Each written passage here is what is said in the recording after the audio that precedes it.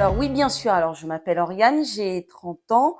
J'exerce le métier de chef de cabinet auprès d'un maire dans le Val-de-Marne, donc en banlieue est parisienne. À côté de ça, j'ai un mandat d'élu local en tant qu'adjointe au maire à Bondy. Et j'ai comme délégation la relation à la population, l'amélioration et la modernisation du service public. À côté de ça, j'ai la charge d'âme de 7 guides aînés dans le Val-de-Marne en Seine-Saint-Denis. Donc je suis cheftaine de feu chez les Scouts d'Europe. Et au niveau de mes activités extra-professionnelles, je pratique le judo et le théâtre.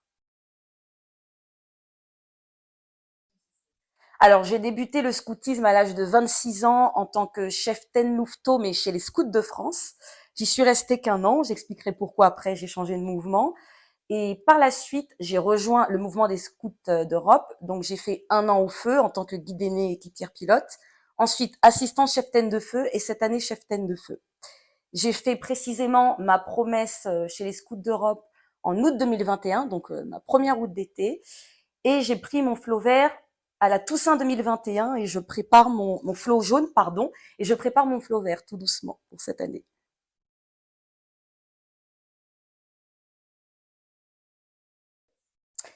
Alors, je dirais que je vis ma promesse de la manière suivante. Quand on est élu local, on se doit d'être loyal, d'avoir un engagement sincère et de servir avec éthique. Et ces trois valeurs me rappellent les trois vertus du scoutisme. Donc, franchise, dévouement et pureté.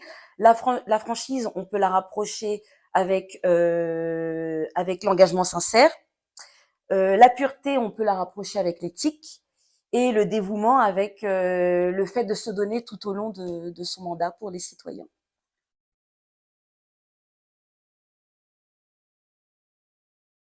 Alors, faut savoir que le scoutisme m'est familier, même si j'ai commencé à la gêner, puisque toute ma famille du côté de ma maman a fait les scouts, donc mes tantes, mes oncles dans différents mouvements. Et c'est vrai que lorsque j'étais petite, j'ai jamais manifesté l'envie de rejoindre un mouvement de scoutisme et mes parents n'ont pas insisté non plus. Et puis j'avais cette envie de faire partie d'un mouvement catholique dynamique et édifiant pour vraiment partager et nourrir et vivifier ma foi avec d'autres jeunes. Et c'est la raison pour laquelle j'ai rejoint le scoutisme. J'ai commencé par les Scouts de France parce que c'est vrai que j'avais eu plus, on va dire, de communication sur ce mouvement-là. Je connaissais pas du tout les autres. Et pourquoi j'ai changé, pardon, c'est que la dimension spirituelle était beaucoup moins prégnante chez les Scouts de France. Et c'est la raison pour laquelle j'ai voulu faire du scoutisme. Alors, je me retrouvais plus. Je suis quand même reconnaissante de ce que les Scouts de France m'ont apporté. Ça reste quand même une belle expérience. Mais aujourd'hui, je ne regrette pas du tout d'avoir changé de mouvement parce que j'y suis bien plus épanouie.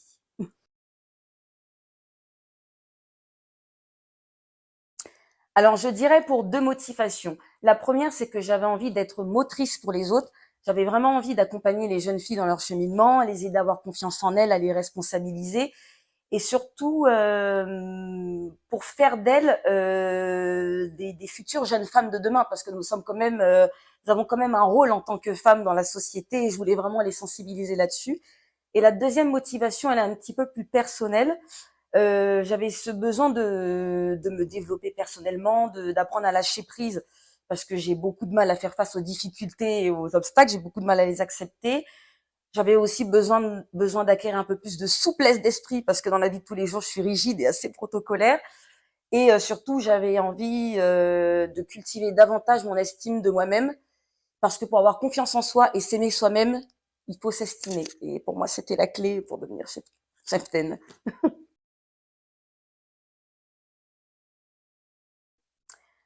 Alors ça, c'est une très bonne question. La première, je dirais, c'est de prendre conscience de sa vocation de femme dans toutes les dimensions. Donc femme professionnelle, femme enfant, femme épouse. Parce que, comme je l'ai dit précédemment, nous sommes la lumière du monde. La deuxième raison, je dirais, c'est vraiment enrichir sa vie spirituelle et pouvoir entamer un chemin de sainteté. Et la troisième motivation, je dirais, être prête à servir pour pouvoir transmettre aux plus jeunes par la suite.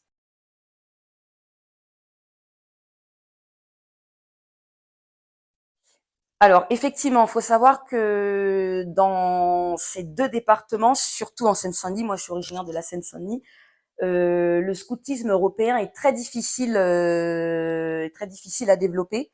il n'y a qu'une seule unité dans ce département, une seule meute, une seule clairière, une seule troupe, une seule compagnie. Au niveau du district, un seul feu et un seul clan. Et c'est vrai qu'au niveau du contexte social et de l'ancrage culturel et religieux, ça n'a pas toujours été facile de pouvoir implanter. Mais pour autant, je dirais pas que la tâche a été impossible, parce qu'on avait quand même des familles en demande et des prêtres qui étaient assez moteurs là-dessus. Et c'est vrai qu'au niveau de la branche aînée, nous, on a des compagnies qui sont beaucoup moins fournies que dans les autres départements. Donc déjà, on part avec un effectif beaucoup plus réduit. Et puis, vous le savez sûrement, mais il y a des filles qui sont en âge de monter, mais toutes ne montent pas au feu. Donc, je me suis retrouvée avec un très petit feu. Et ma frustration de cette année, ça a été d'être cheftaine sur 2 districts et d'avoir uniquement des filles d'un seul district. Alors moi-même, je viens de la Seine-Saint-Denis, mais ça m'a pas empêché de partager les bienfaits du feu, de transmettre ma joie d'être cheftaine. Et je dirais que le défi a quand même été relevé en Seine-Saint-Denis et dans le Val-de-Marne.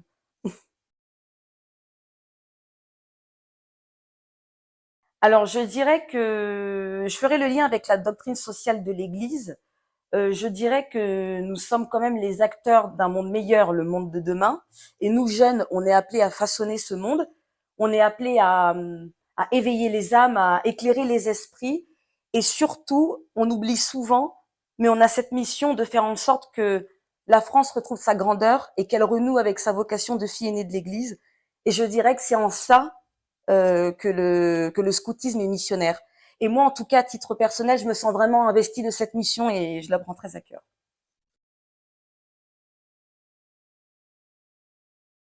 C'est vrai que depuis l'âge de mes 9 ans, j'ai toujours eu cette âme de vouloir rendre justice et de vouloir aider les autres et j'étais assez combative. Mais il faut savoir qu'à la base, je voulais être magistrate ou avocate. Donc j'ai fait des études de droit et en parallèle de ça, j'avais déjà un pied dans le militantisme politique puisque je voulais vraiment défendre mes convictions. Et à force de militer, à force de faire campagne, je dirais que ça m'a galvanisée. Et l'attrait pour la chose publique est venu à ce moment-là. Donc j'ai décidé de faire une formation en communication politique qui a duré 2 ans. Et je dirais qu'aujourd'hui, la défense de l'intérêt général, l'action publique et l'engagement en société, c'est vraiment ce qui m'anime. Et c'est quelque chose, notamment avec l'éthique, que j'essaye vraiment de cultiver dans toutes les missions que je vais entreprendre dans ma vie, qu'elles soient personnelles ou professionnelles.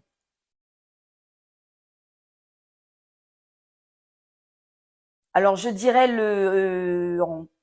en 3 éléments, le don de soi, euh, la sincérité dans l'engagement et le fait d'avancer en collectif. Alors j'en ai deux. La première, c'est lors du rassemblement des guides aînés, donc le VRAP l'année dernière.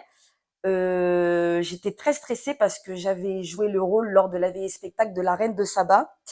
Et c'est vraiment un moment que j'avais énormément apprécié. Mais ce qui m'avait le plus édifié lors de ce rassemblement, c'est que avant ça, j'avais tissé des liens assez forts avec certaines guides aînées lors de routes écoles guides aînés ou d'autres rassemblements. Et je me suis rendu compte que ces liens-là étaient restés intacts et aussi forts, et ça m'avait énormément touchée. Ces liens d'amitié authentiques et sincères. Et je dirais le deuxième souvenir, il est un peu plus perso et profond. C'est lors de ma veillée de promesse, lorsque j'ai dû expliquer pourquoi j'avais fait le choix de choisir comme saint patron Saint-Michel-Archange. Et j'ai dû raconter mon histoire familiale. Je suis tombée littéralement en émotion et à ce moment-là, je me suis sentie bercée, j'ai ressenti une grâce et toutes les filles étaient autour de moi en train de pleurer. Donc, c'était un magnifique souvenir.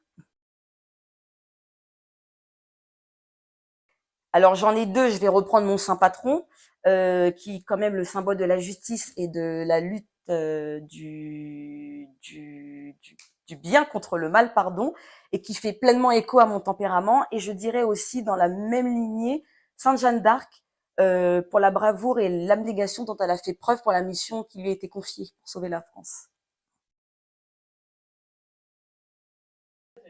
Alors c'est une prière que je récite à la fin de chaque dizaine de chapelets.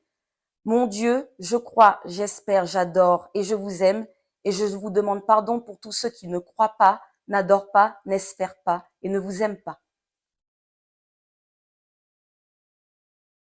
Alors, je dirais la commissaire nationale feu, qui est Philippine Rochemort, au sein de l'association des guides et scouts d'Europe, lors de ma route école guide aînée 2 que j'ai fait en mois de février. Elle n'a cessé de me mettre en tête que j'avais ma place et que j'avais toute légitimité dans ma mission parce que j'avais ce mal-être de me dire que j'étais la plus âgée des cheftaines, que j'avais commencé le scoutisme tard et que je devais transmettre à des filles qui ont commencé dès les louvettes. Je me sentais pas à ma place et les 9 jours de la réga me l'a martelé chaque jour et j'aimerais vraiment la remercier sincèrement. Dévouement. Alors la citation qui me guide, elle vient tout droit de l'auteur Bernanos dans Le chemin de la croix des âmes, qui est tenez bon, tenez ferme, soyez fidèles. Et cette citation s'adressait à la jeunesse française qui allait combattre lors de la Seconde Guerre mondiale. Une foi inébranlable et une espérance dans toutes les circonstances.